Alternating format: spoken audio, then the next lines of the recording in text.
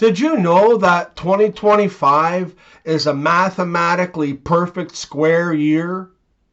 Yeah, in as simple terms as possible, a perfectly square year happens when the number of the year equals the square of an integer. It's quite fascinating. And it happens very rarely, as the next one isn't until 2116.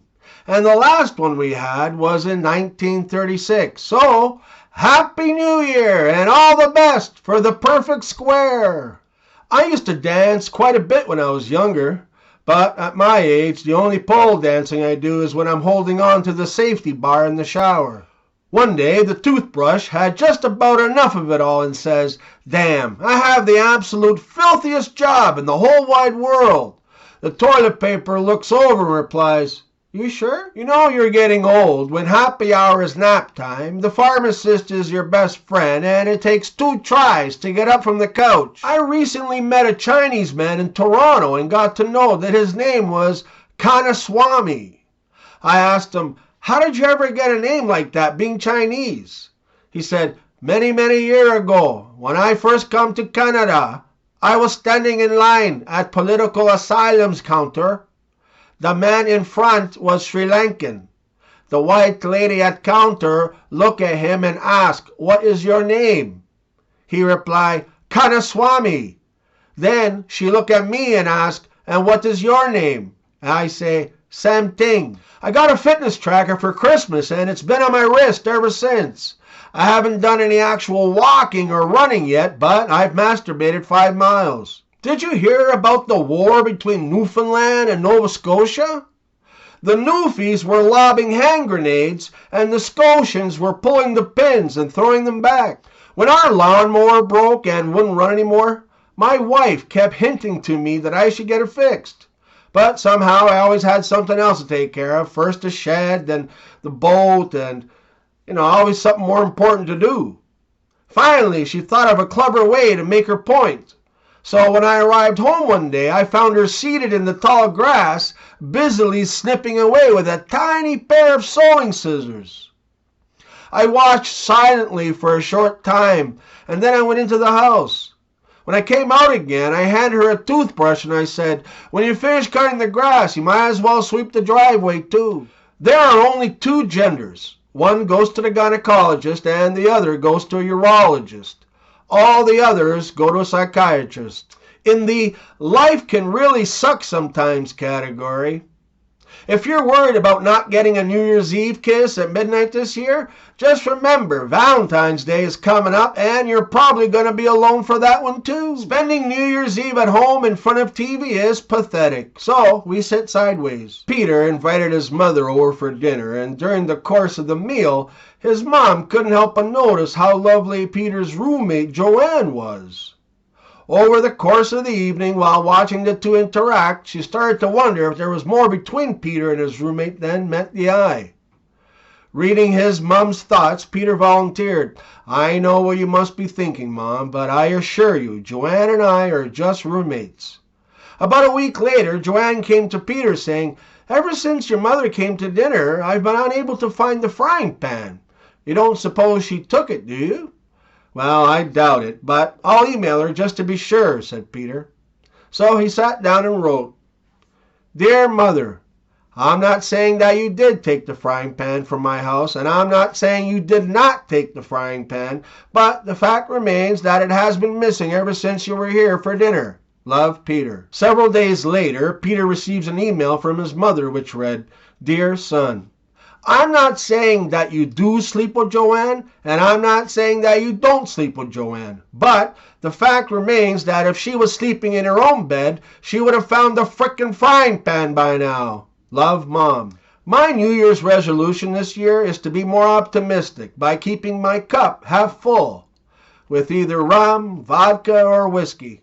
And this one is a shout out for my son. Happy New Year! Whatever you do, don't start pooping on December 31st at 11:59. The last thing we want is same shit, different year. Same shit, different year. A man and a woman had been married for over 30 years. And in those years, they always left the lights off when making love. He was so embarrassed and scared that he couldn't please her, so he always used a big dildo on her. All these years, she had no clue. Then one day, she decided to reach over and flip the light switch on and saw that he was using a dildo. She said, "I knew it, you bastard. Explain this dildo operation you have going on here." And he says, "Explain the dildo? Explain the kids. There is only one thing that beats a beautiful girl with an amazing voice, and that's Chris Brown." What is a government mandate? It's when good old Barry and Biden go out to dinner together. What do you call a cheap circumcision? A ripoff. One day, Chris was stopped by a police officer who proceeded to search his pockets. To his surprise, the officer found a bag of weed. With a raised eyebrow, the officer asks, "What do we have here?" Chris quickly replied, "It's not mine, officer." The officer scoffed, but Chris insisted, "I'm serious. I was cursed by a leprechaun, and every time I flush this stuff down the toilet, it magically reappears in my pocket." Skeptical, the officer said, "Bullshit."